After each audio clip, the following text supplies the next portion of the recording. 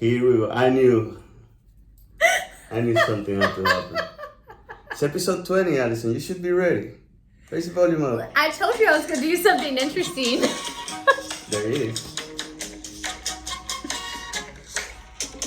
Welcome, Allison. Episode número 20. Oh. 20. Fancy. Yeah. So you say you're going to do something special other than Mess up our messing up the music. music up at the beginning. What Yes. do you have? I came back from the beach with a tan. You got a great Very tan, let me special. tell you. Yeah. Is that natural? It's all natural. You Yes. know, I never understood. Now that we were talking beforehand about Botox and stuff and all the stuff that women do to. I don't understand why would you go and get yourself a salon tanning if you live in South Carolina? Well, because it was cold till mid-January. I get it. Mm-hmm. But no, I went to the beach. You went to the beach, I went right? to the beach, but I came back for episode 20. Again. Again. So Yes. what do we have for episode 20, Allison Parler? So when you told me we were interviewing a home inspector, I was like, Mhm. man, we do this every week. Mhm. We talk to home inspectors. But I'm so excited because this guy is from Charleston and he inspects the historic homes down there. And you can tell I'm like really excited to pick his brain about these houses. All right, I know you're so excited. So how about we just play the interview, right? Yes. All right. And David Vaughn, we're back to the unpronounceable names. How do you spell Vaughn? V-A-U-G? I was about to ask that. Just like Stevie Ray, man. V-A-U-G-H-A-N. That A is important. Oh, there you go. G-H-A-N. Okay. Yeah. Is that Swedish? Is that do you know where it's from? That last name? It's actually Welsh. And the story goes there's two spellings of Vaughn. The way I spell it, the way my family spells it is the uncommon way. The way it's usually spelled is V-A-U-G-H-N.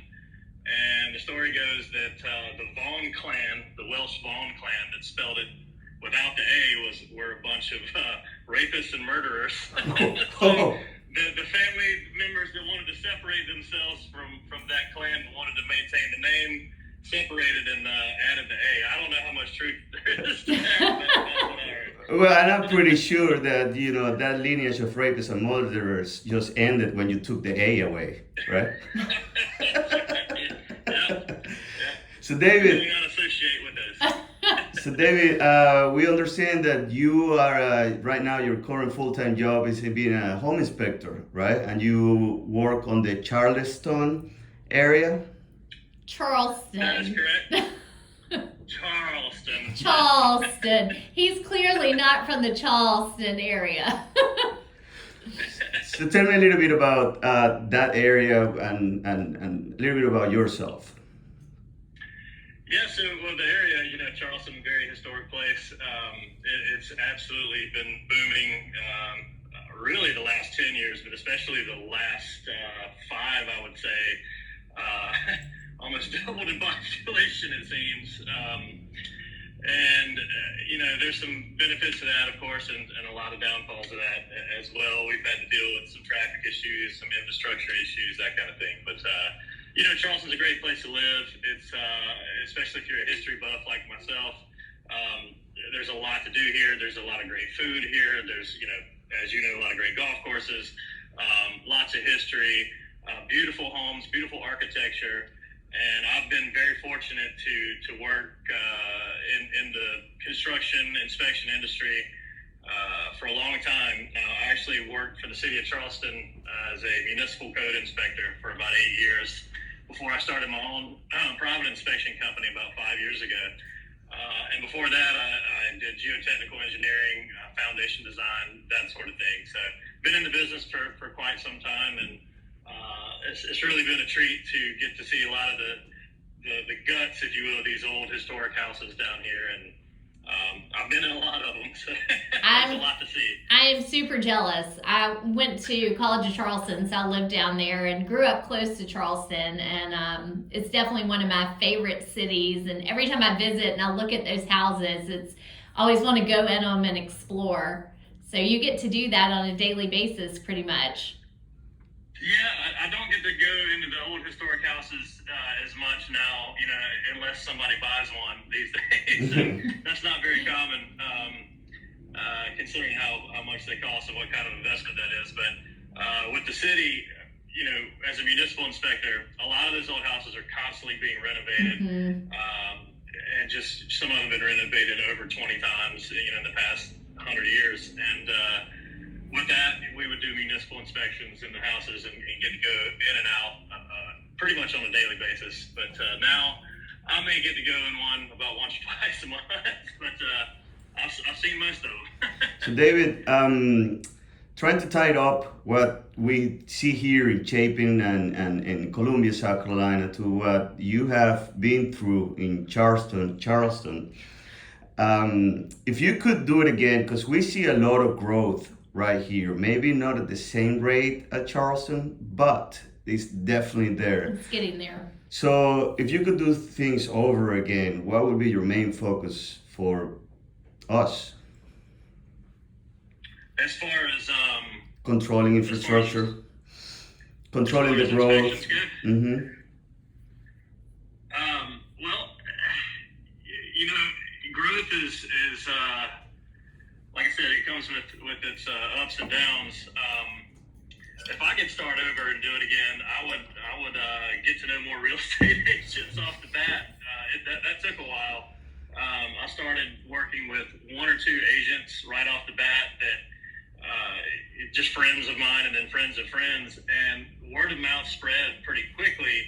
And I honestly didn't do any marketing for myself at all besides making a little website. I would have gone back and put a little more effort into my marketing game, put a little time and money, and maybe hired someone to help with marketing, because that was the biggest thing for me, was getting off the ground and capitalizing on the growth as it just basically exploded right in front of me. Looking back, I could have probably almost doubled, my first year inspections if I would have done that. So, that's something that I always kind of regret is not putting more effort into marketing myself or marketing my business. That makes sense. Because when things are growing around you, you gotta jump on top of it any way you can. And I think so many of us who are, small business owners, when we're starting out, we don't really think of ourselves as a business owner and launching a business. It's more just get to work and start trying to make money. So I can definitely relate to that. Yeah, and that's exactly what, especially in the inspection business, because it requires, a lot of knowledge of what you're doing, of course, but it also requires a lot of tools, specialty tools. Mm-hmm. You go out, you say, I got to buy a new drone. It gets kind of fun, all these toys, as my wife likes to call them. And you get kind of caught up in getting all of that formulated when really you should be concentrating a little more on getting the word out there to the people. But it's kind of a catch-22, because you can't get the word out unless you're doing the work that people can see the work you're doing and absolutely appreciate it and spread the word. So, and back to your inspections and the tools that you use. I'm curious about all the stuff that you can find in 100-year-old houses that you do over there in Charleston. 6,000, 7,000 square feet, all these old plantation homes. Any stories that you want to share? I'll see some cool stuff, and I've been in some dangerous situations. Oh, really? So, for example? One of the things we have to look out for are cisterns. Oh, yeah. And if you're not familiar with what a cistern is, you might want to learn that before you go crawling around under a 100-year-old house. What is that? I don't know what it is. It's a water reservoir. Mm-hmm. So they would get their water from the cistern, which would be located under the house, and some of them are the size of a swimming pool, giant swimming pools. Some of them are relatively small, but in some cases they're covered up by only a vapor barrier, a piece of plastic, and if you're not careful, you can fall down inside of one, which I've almost done a couple times. A lot of them are sealed with concrete. They'll fill them up with concrete and be done with them, but it gets a little creepy down there. I found some really cool historic items under houses before. Some kids' skates from the 20s that strapped onto their shoes. It was really cool. Hadn't found any slave tags yet. Those are kind of the prize of what to find down there. Hadn't found any human remains yet. Thank goodness. That's a good thing. I've seen cannonball damage done to rafters in the attics of some of these older houses that were standing during the war. But probably for me, one of the coolest things to see in some of these older houses is the construction method they used to raise these big rafters, and how they constructed the ceiling framing or the roof framing. I mean, is they built a big scaffolding on the outside, these 3 or 4 story houses. And of course, they didn't have any radio communication back then, so the guys at the top had no way of really communicating with guys on the bottom unless they just yelled at them. So what they would do is they would carve Roman numerals and markings on these big rafters to mark where they would connect to each other. So when they were hoisted up to the top, the workers at the top would know exactly which pieces to put where. And still today, I'll go up in the attic with the same construction or the same rafters and construction numbers up there, and you can see the carvings of the Roman numerals are still there intact from the 1700s, 1800s, and even older in some cases. So that's very interesting. That's really cool. Pretty cool. Dave, I know that you're a musician as well. I am, yes. Tell me a little bit about I know that music in Charleston is a big thing. They have a good, solid scene in there. Tell me a little bit about your band and what do you do and how do you manage to do so many things at the same time? How many hours is your day? So Charleston is we call it a cultural melting pot of musicians. It's absolutely amazing just to see how many different professional level musicians are here and how talented they are. You'll see a guy one night playing upright bass with a jazz quartet, and then 2 nights later you'll see the same guy playing an electric bass with a rock and roll band. And the same with drummers. And if you can play an instrument professionally, you can have a 5-night-a-week job in Charleston. There's plenty of music, great music scene. As far as my background goes, I grew up playing guitar and drums and whatever I can get my hands on. And when I went to the Citadel, kind of everybody and their brother played guitar, so I wanted to try something different. I got into bluegrass music and what we call gypsy jazz or swing jazz, David Grisman quintet, Django Reinhardt kind of stuff. And I wanted to play the mandolin, kind of like David Grisman.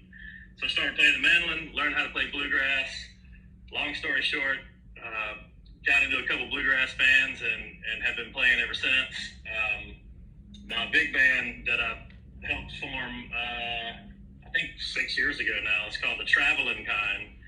And I guess we call ourselves Red Dirt Americana.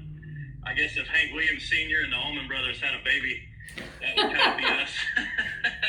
So, that's a lot of fun. It's a 6-piece band, electric instruments, drums, electric guitars. I play the electric mandolin and the tenor guitar in that band.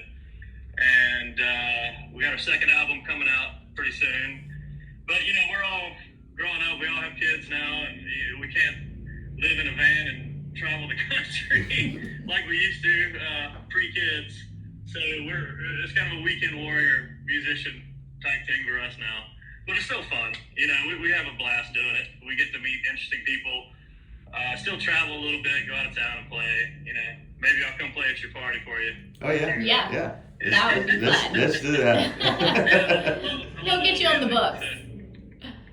Well, so I still am curious about the whole home inspections. How have you seen, do you feel like the home inspection industry has changed since you got into it? Because I know just for me with real estate, when I first started, you were talking about tools. I don't feel like the home inspectors came out with many tools. It was more just, what they could see. Whereas now, we're seeing people use infrared, testing for moisture and like you mentioned drones. So talk to me a little bit more about the tools you use and your process, especially in these older homes. Yeah, so that's you nailed it right on the head. So the tools allow us to, and I say see because we both know that the inspection is visual primarily visual, but that's not always the case because we do use tools such as moisture meters. I have a pretty sophisticated one that can actually detect moisture up to about 5 inches below the surface. So that's used around toilets, sinks, under windows, places that you wouldn't immediately observe any damage or any obvious moisture. This device can tell me if it's back there, and it can help me find the source, which it comes in handy a lot. Because water takes the path of least resistance, and where it ends up isn't always where it started. Infrared cameras, I use a thermal camera. That helps a bunch. You kind of have to be careful how you word that because it doesn't allow me to see through the wall like Superman, but it does allow me to see heat signatures and cold signatures that would indicate something there that would warrant further investigation. So as the technology gets better and better, and most importantly, less expensive. When I first started, like I mentioned earlier, doing geotechnical engineering, we did soils inspections and site inspections.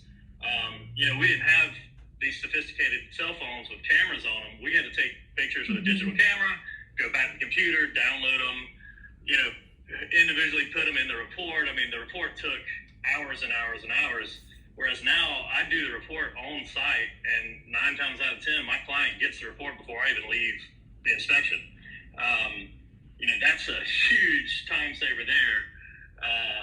And like I said earlier, the equipment being more affordable, the first thermal camera I used was $5,000, close to $6,000. Wow. And now the one I use I can get for $500, and it's just as good as that one 10 years ago.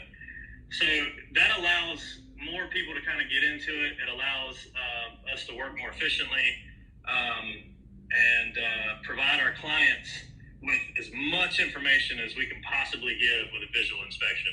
And the drone is a lifesaver. Those 1800s houses that are 4 stories and the pitch of the roof is like this.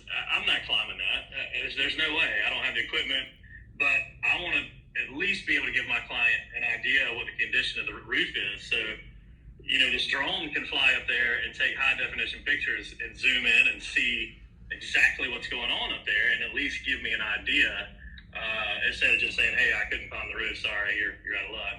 Hire a roofer. Same with crawl spaces. There's some crawl spaces that I wouldn't get in, and I'm 6'2", 180 pounds soaking wet, but there's a lot of tight spots you can't get into. Now we have crawl space rovers that can actually traverse the crawl space with a high definition camera that I can manipulate with spotlights on it. So at least give me an idea of is there mold, is there wood rot, is there termite damage, something that I would normally not be able to see and get to.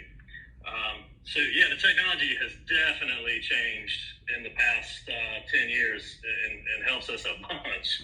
That's pretty cool. So No. I have a random question for you, and you're gonna laugh at me. But the thermal camera that you use, is it like the same kind they use on ghost hunters to detect heat signatures? It's the same concept, yes. So have you detected any unnatural beings in any of these homes? She's scared of ghosts. I'm not afraid of ghosts. I am so intrigued by these older homes and the history, and so let him tell me his story. Yeah, I just kind of tap on it and make sure it's not malfunctioning, just like the other way. I kind of don't want to know. There's something around me, especially down in the cistern. Yes. Yep. Yeah,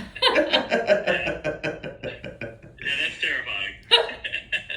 She knew I was going to laugh about it. I knew you were gonna laugh at me, but it's okay. It's all right. I've been asked that before by clients on the site. They'll see me using it and say, "Is that the same one they use on Ghost Hunter?"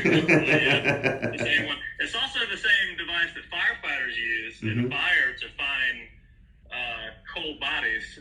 Because in a fire, your body temperature is going to be much lower than the fire is. So, in fact, the actual brand I use, or the one that I use, is the same one that firefighters keep on their person when they go in to fight a fire.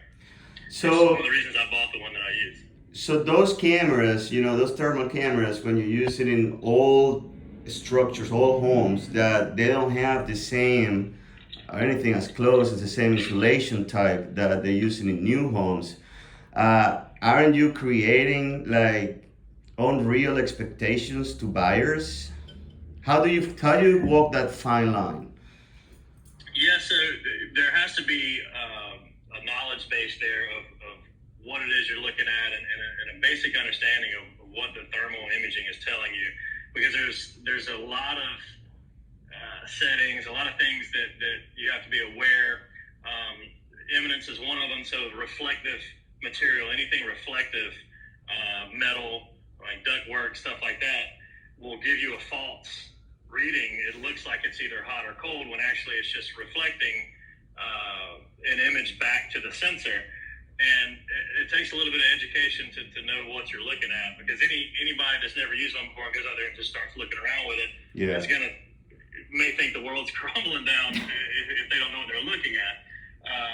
So yeah, there is kind of a basic need, or a need to educate the client that, hey, it's an older house, insulation may not be as good, especially it has original windows, wooden windows. You see all the leaks around the windows, or any penetration in the home at all, really.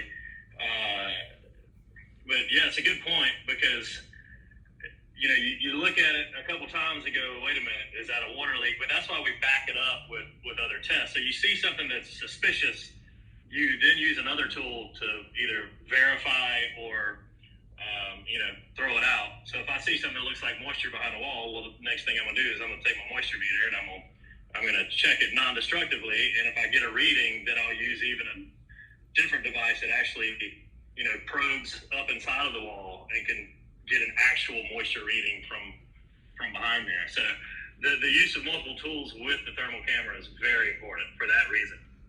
Cool. Well, that. Yeah. Are those your favorite houses to inspect, the old ones, or you're like, no, just give me a new construction and press the easy button? The fee for those are definitely my favorite.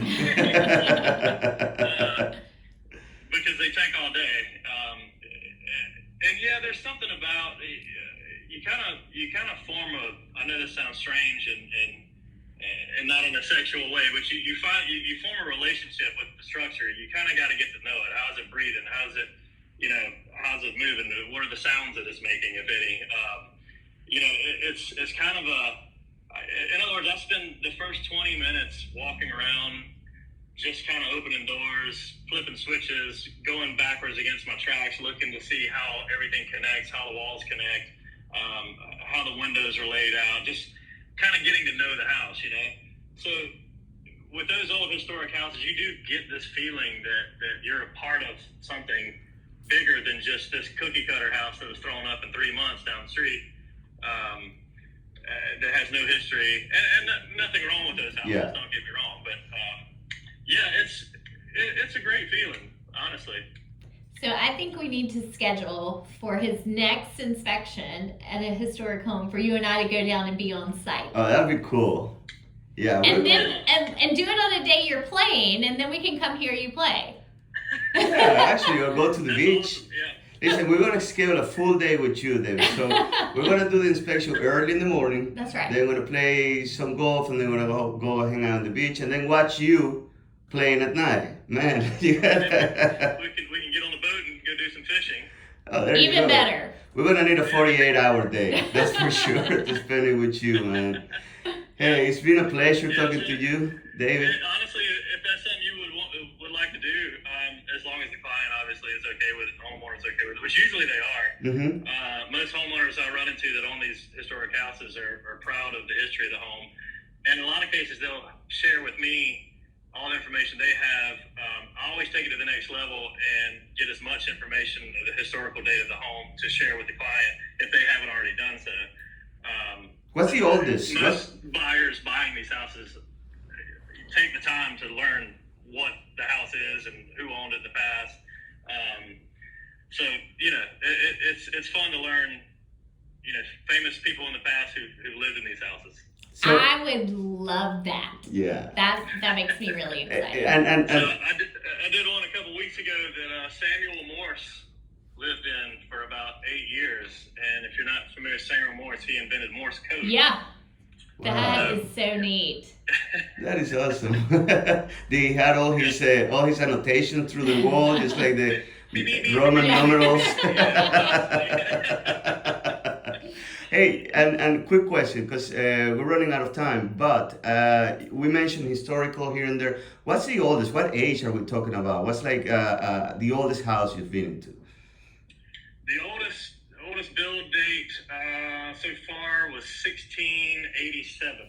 Is the oldest Crazy. structure I Wow. have inspected. Dude, I was thinking like we were talking about the 1800s, No, late not 1600. Charleston. And those houses 16, still they- up and running? Yeah, it's they're gonna be there forever. As my grandmother would say, they don't make them like they used to. Not even close. I mean, you think about what that house has survived: massive fires, a major earthquake. War, countless hurricanes, many of which aren't even on record, and still there, just fine. 1600. Gives me That's insane, David. Yeah. Yeah, see, the average, I would say, mid 1700s, late 1700s, a lot of 1800s, early 1800s. But there's a big area of Charleston where the big development happened in the mid 1700s, where there's a large portion of homes, and I've gotten to where I can drive by and look at one now and tell you within about 20 years when it was built. Wow, that is so cool, man. That is so cool. Yeah. Well, we're definitely going to do that. We're going to Yes. spend a full day with you looking at old houses. That sounds Makes that me so sounds excited. yeah, that sounds a lot of fun. And then we'll go and hear you Yes. playing at your band. I heard a couple of Yeah, man. chirps. He's pretty good. Yeah, well, we're having our album release party, releasing our second album at the Charleston Poorhouse. I think it's second weekend in August. I should know that date right now, but I don't.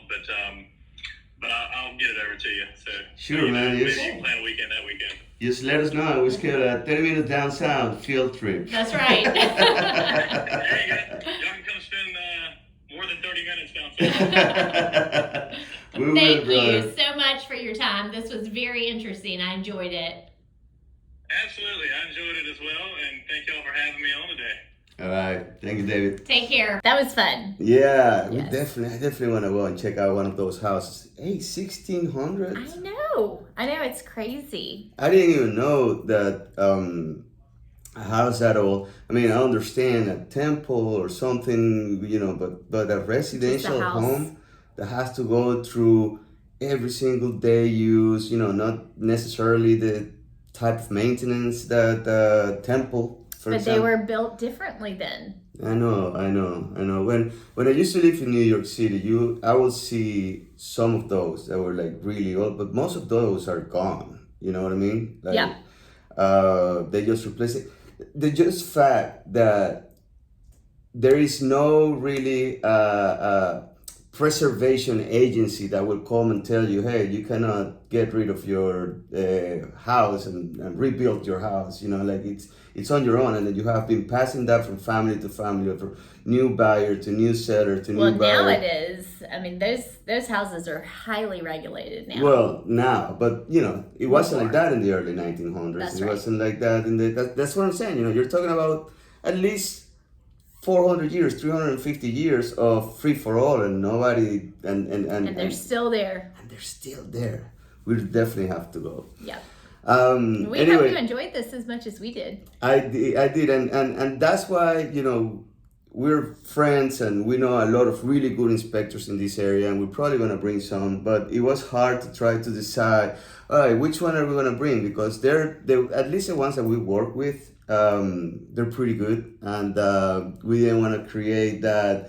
Hey, let's work with my inspector or your Right. inspector or the other inspector that we have a good relationship, and leave somebody else outside. So I think that this. It was good to get a different viewpoint of what we see every day as well. I agree, and I think that David did a great job, and you're familiar with that name too, right? Yeah, David. I know that name. So you're like feeling right at home That's interviewing him. Anyway, I hope you enjoy this conversation. If anything that you want to add, I don't think so. I enjoyed I it. do. Ghostbusters. Ghost hunters, not ghost Ghostbusters, Ghost Hunters. Same You should thing. watch it. It's good. Fiction. It's not. Ghost hunters go, but there's no way you can find a ghost with any.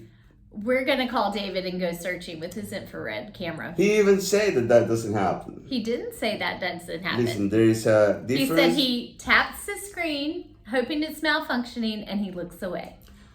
We will report back on this after we go visit him. Don't believe everything you see in television. Anyway, Thanks, guys. thanks for listening. See you next time.